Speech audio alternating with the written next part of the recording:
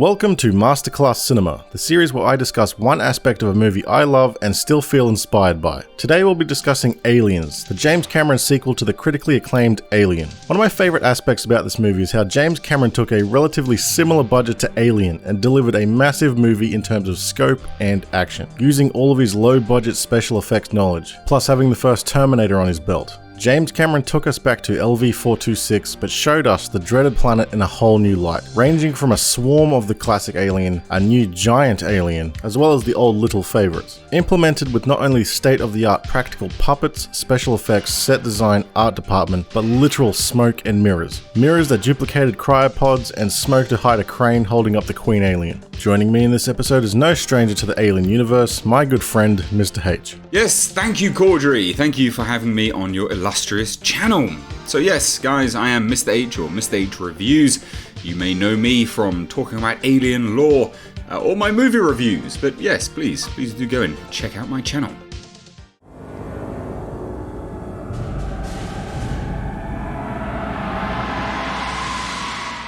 Although this section will be short, it's just worth noting how much the world of Alien evolves in this sequel. Aliens feels like the biggest film in the franchise to this day. With so many amazing sets ranging from the facility that Ripley wakes up in the beginning, the Sulaco, the APC, the dropship, the many levels of Hadley's Hope both abandoned and infested, the atmosphere processors and the Queen's lair, many locations and set pieces on a budget similar to the first Alien. Alien 3 and Resurrection had even bigger budgets, but that isn't really reflected in the scope of those movies. But Aliens always felt like a massive look into the universe of Alien outside of the Nostromo. One of the best aspects of Alien is how much it sells you on this future. The Nostromo is essentially a massive oil refinery, and this crew is towing it back to Earth. Despite the whole world being fantastical and futuristic, the movie makes you believe that not only is this real, but it's also mundane. Even though the Nostromo sets are beautifully designed sci-fi set pieces, they just feel old and used, making you as comfortable as possible so when the alien is introduced, it truly is the most alien element of the movie. The main aspect change from Alien to Aliens is almost a complete genre shift. A follow-up to the Alien wouldn't be another crew trapped on a spaceship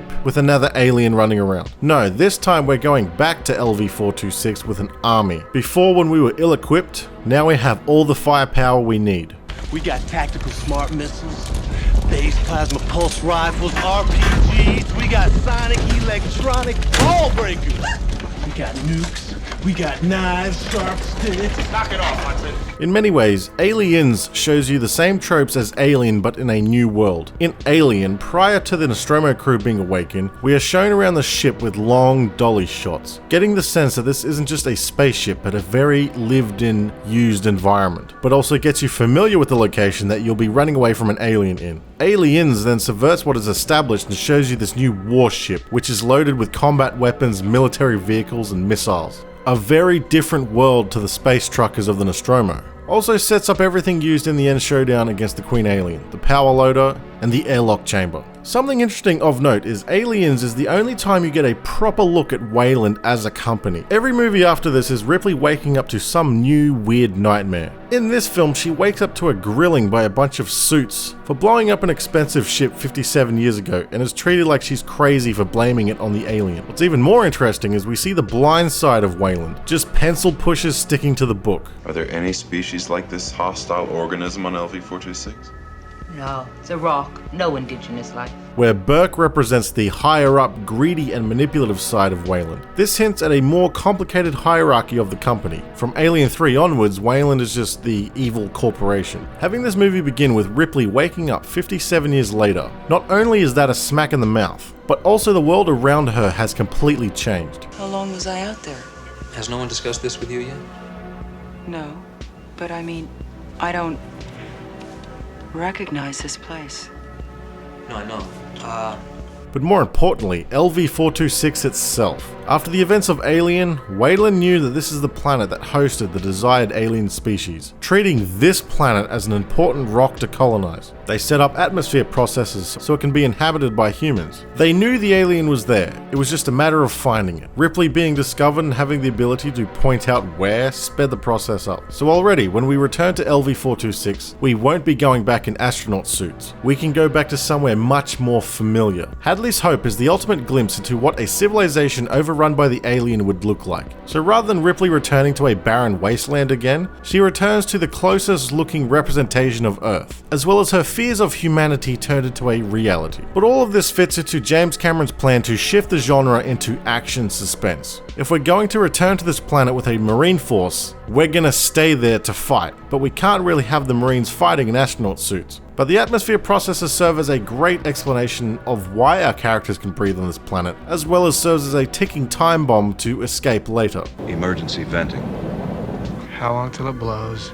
4 hours, with a blast radius of 30 kilometers. Hadley's Hope also serves the overall aesthetic to the first Alien. We are showing the audience the future of human technology and space travel, but it will still be a very believable, lived-in, and relatable future. As the company now has the new slogan, Weyland-Yutani, building better worlds. Now onto the star of the show, the evolution of the perfect organism.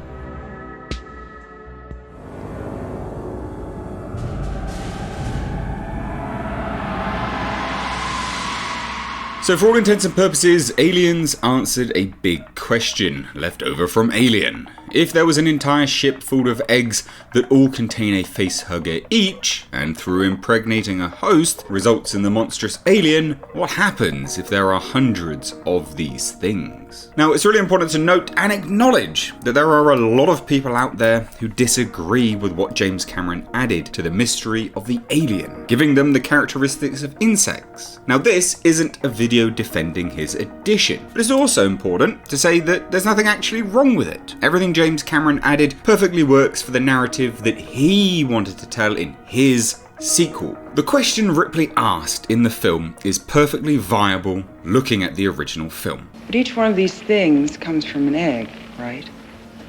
So who's laying these eggs? I perfectly respect the opinion of not liking the change of the aliens being bugs, but this video will not be of that opinion. Can you believe CorderyFX wrote that? He wasn't that open-minded when he made Alien videos 3 years ago. But anyway, what worked so well for Alien was the fear of the unknown, never knowing when the alien was going to pop out of the shadows, making you look in every corner who was going to be picked off next. Alien, by definition, is a perfect horror film. Ridley Scott is even on record saying that the Texas Chainsaw Massacre was a massive influence on building the suspense and terror. And at the time, the most effective horror movies featuring a monster always had the trope of don't show the creature too much until the end. Now this was usually due to the creature effects becoming obvious if showing too much. Although the alien designed by H.R. Giger is absolutely beautiful and still iconic to this day, however, the more you show off that suit, the more obvious it would become. If you really look close enough, you can see the underside of its feet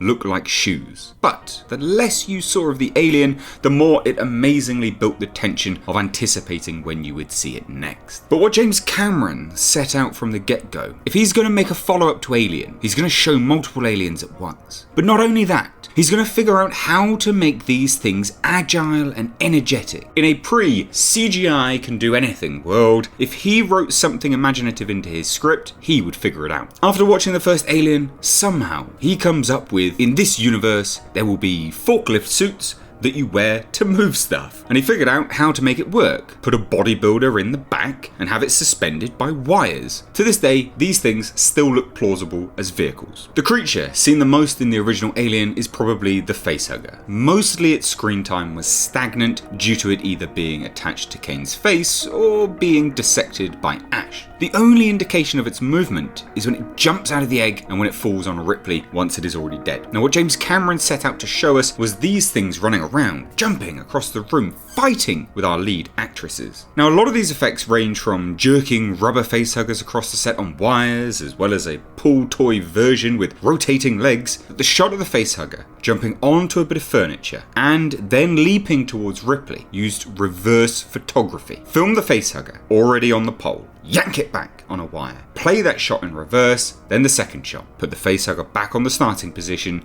then yank it towards the camera.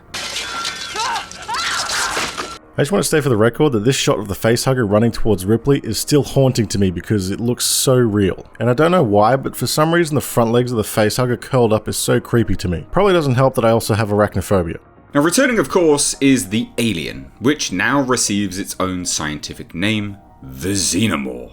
In the original Alien, there would have been a few detailed suits the alien made, plus a mechanical articulated head for close-ups of it attacking people. Going into Aliens, with the mindset of this being an action film, some alterations to the classic design were to be made. James Cameron made the creature effects department redesign the head, replacing the dome with a ridged skull. His justification was that the dome would crack while filming stunts. As for the full body suits, the costumes were basically flexible gymnast outfits, allowing stunt performers to be suspended on wires to jump around the set, showing just how agile the Xenomorph can now be. James Cameron knew that the aliens would be filmed in dark environments, which would help hide a lot of the details, even painting in brown highlights on the costumes which look strange in the light but become distinct edges in shadow, as all the other details are covered in darkness. But all that is how James Cameron built on what we have already seen before.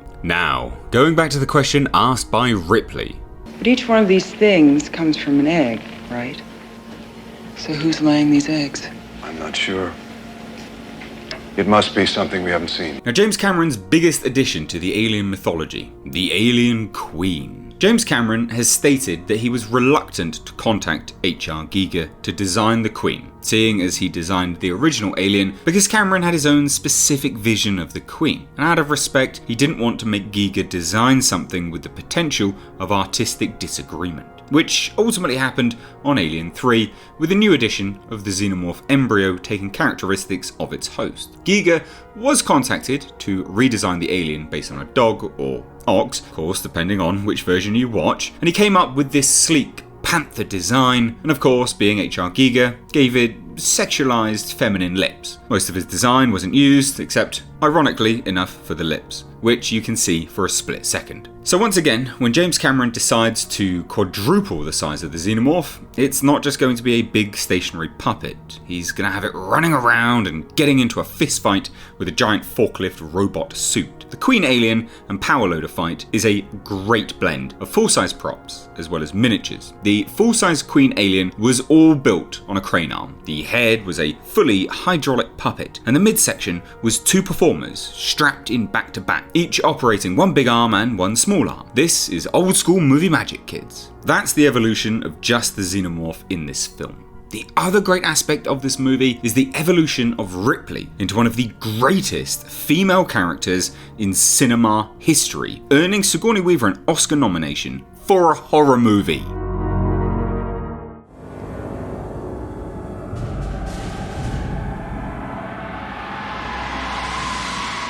The way I look at Ripley's journey throughout Alien and Aliens is how I see the Rocky franchise. She went the distance in part 1, but part 2 she won the title. A perfect two-part story. The following sequels have their artistic merits, I'll give them that, but part 1 and 2 are a perfect self-contained narrative. Every sequel onwards has this writing ourselves back into the danger stigma. Alien 3 has the confusing, how did the extra egg get onto the ship and destroy the established characters in Aliens? And Resurrection, well, love it or hate it, that's just a whole universe change that no one wants to go back to. However, Ripley's character growth from Alien to Aliens is a very inspiring and natural progression to watch. In Alien, Ripley is sort of treated as a secondary character for the first half, being the beauty of the Nostromo who didn't get as much screen time as the rest of the characters, perfectly blending her into the crew so that you never expect that she'll be the sole survivor at the end. Her and Jones, that little shit.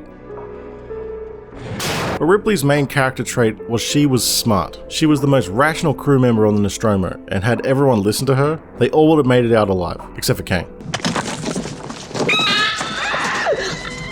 But this is where Ripley's evolution throughout Aliens is so much more powerful due to how she is treated by the other crew members in Alien. Even though she is the most sensible character on the ship, everyone was so condescending towards her just because they're all cranky due to being woken up halfway through their journey back to Earth and have to do extra work. I'm not trying to change your mind, Dallas. I just want you to listen. Will you listen to... Well, because there's still some things left to do. Like what? We're blind on B and C decks. The reserve power system's Oh, no, that's a bunch of horse shit. We can take off without that. Well, yeah, we can. You think that's a good idea? Look, I just want to get the hell out of here, all right? Even when Kane gets the facehugger and they all want to bring him on the ship, she jumps on it straight away and tries to follow protocol. Even when she shows concern, she cops abuse. Open the hatch. Wait a minute. If we let it in, the ship could be infected. You know the quarantine procedure. 24 hours for decontamination. It could die in 24 hours. Open the hatch. Listen to me. If we break quarantine, we could all die. Ripley, this is an order. You hear me? The answer is negative. In the hatch open. What the fuck is going on here? Hey! Regular.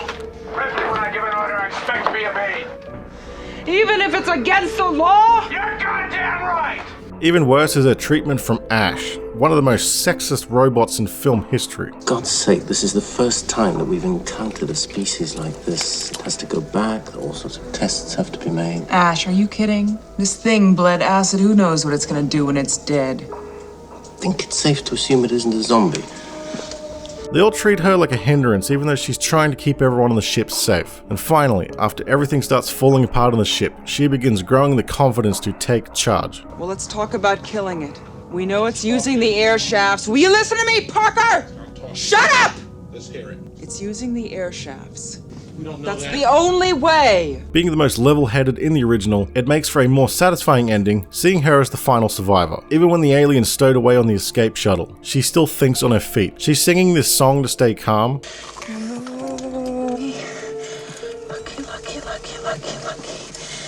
Even though luck had nothing to do with it, she knows what she's doing. This arc in the original is only boosted in Aliens. She has dealt with a crew that didn't focus on the situation logically, didn't listen to her, and got themselves killed walking into an obvious problem. She is not letting this happen again. Although she had to find the confidence to join the mission back to LV-426. You wake up every night, your sheets are soaking with sweat. I said no, and I mean it.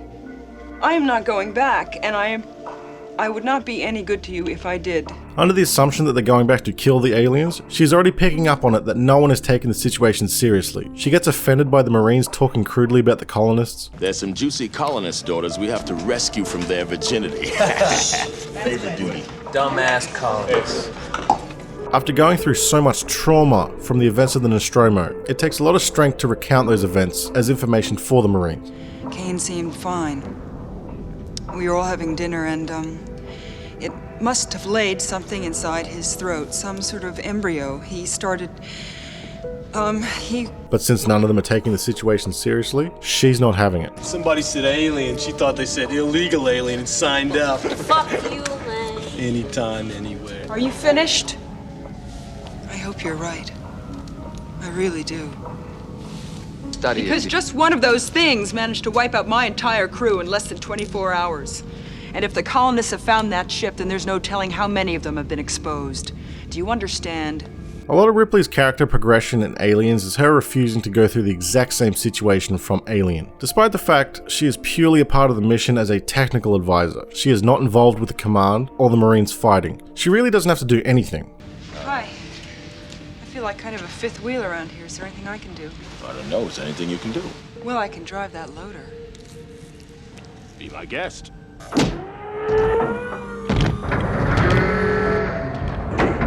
Where you want it? Yet the second everything goes wrong, she is not waiting for anyone to figure out what to do. Fall back. Fall back. Cut off! Do something! She tiptoed around everyone's feelings in Alien, but in Aliens, she waits for no one, even going against the new inexperienced lieutenant. Ripley, what the hell are you doing? Takes control of the APC, busts into the war zone, and rescues who's left, proving to be just as combat ready as any of the Marines. Even Hicks is happy to let her take charge. And weld plate steel over these ducts here and here. That way they can only come at us from these two corridors. Outstanding. I would use a deck of cards. Two things Ripley does not trust: aliens and androids. After falling victim to the malfunctioning android in the previous film, Ripley is not having any of Bishop.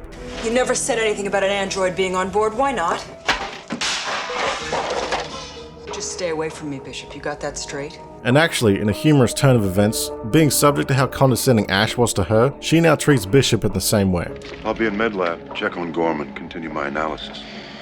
Fine. You do that. The molecular acid oxidizes after the creature's death, completely neutralizing. Bishop, you know, that's very interesting, but it doesn't really get us anywhere, does it? I'm trying to figure out what we're dealing with here. It's very pretty, Bishop, but what are we looking for? That's it. Everything as mentioned is just an extension of Ripley's growth as seen in the original Alien. But what James Cameron added to her character in the sequel, to give her more of a personal drive throughout the story, is a motherhood role for the character Newt. The film starts with Ripley waking up to a new nightmare. After her optimistic final log at the end of the first movie, I should reach the frontier in about 6 weeks. With a little luck, the network will pick me up. turns out Ripley drifted out far beyond the range of Earth and was found by chance 57 years later after the events of the Nostromo. And it turns out that Ripley had a daughter that she has now lost. I promised her that I would be home for her birthday. Her 11th birthday. Oh.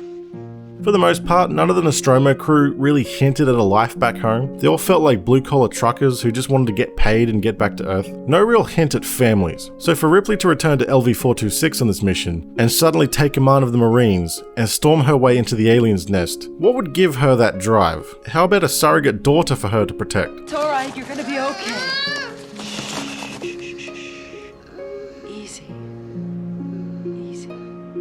One thing James Cameron knows, to hold all of the fantastical and technical elements together in an action suspense movie is a strong emotional connection for the audience. The horror that worked for Alien was this brand new terrifying creature design, and how are all of these characters going to survive trapped on the spaceship? Well, that gimmick has now been used, so the sequel needed more emotional investment in the characters. All Ripley knows at this point is loss. Lost her crew, lost her daughter, and lost her own time. Giving her the motherhood motivation is such a great evolution from her character in Aliens. For Newt, she would go into the heart of darkness and back. Ripley? I don't want to hear about it, Bishop.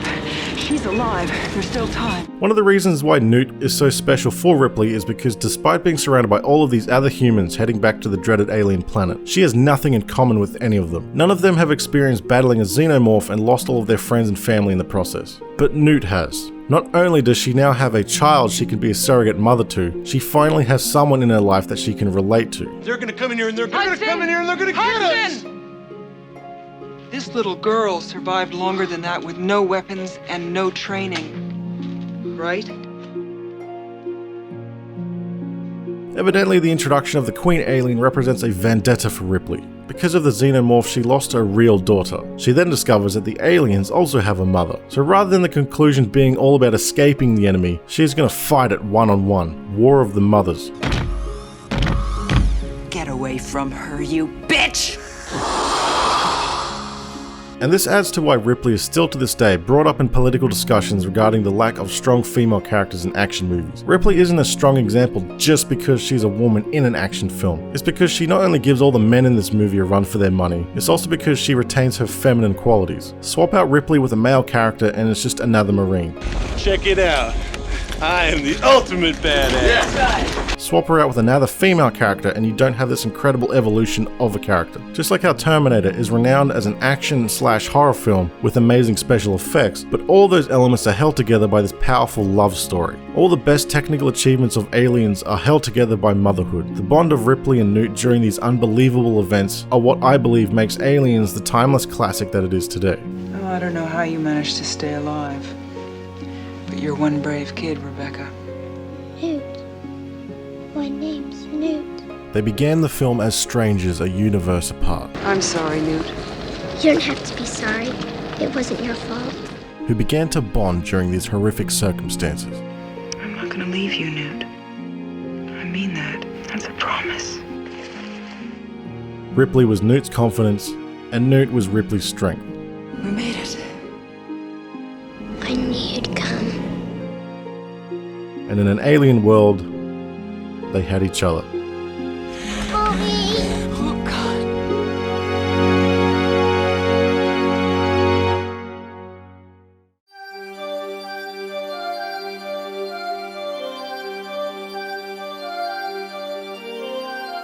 My personal thoughts on Aliens is absolutely one of pure bias. Of course, we recognise the incredible technical aspect of this film, but for me, I was introduced to Aliens before Alien, and as much as I absolutely love Alien, Aliens to me holds a very, very special place in my heart. I think what James Cameron did was take something in universe, in lore, and just expand upon it, building on it, building it out, and also just fleshing the universe outwards so it's just not such a stagnant one-track mind. Yes, a lot of people give him flack for the bug reference, but I think he owns it, and I think it is a great addition to the universe. You can have them universally working together, it doesn't make a difference. Also, you have to give him props for turning Sigourney Weaver's Ripley into a bona fide badass. At the end of the day, it's always Ripley's character that sucks you back into the story. How James Cameron and Sigourney Weaver evolve this character into the warrior she becomes by the end of the film makes for such an inspiring journey. In Alien, she makes the best of a bad situation. In this film, she takes charge, defies all odds, and gets the retribution she deserves, as well as her own life back. Aliens will always stand tall as one of my favourite high-concept movies executed so incredibly on such a small budget. It's James Cameron literally using smoke and mirrors. The Queen Alien power loader fight is still a scene I cannot get over. To think up both designs, make them have a fist fight, and none of the effects feel restricted, and you truly feel the weight of both of these titans, all in a pre-CGI world, among many other effects you didn't even know were there. And that is why Aliens is a masterclass of cinema.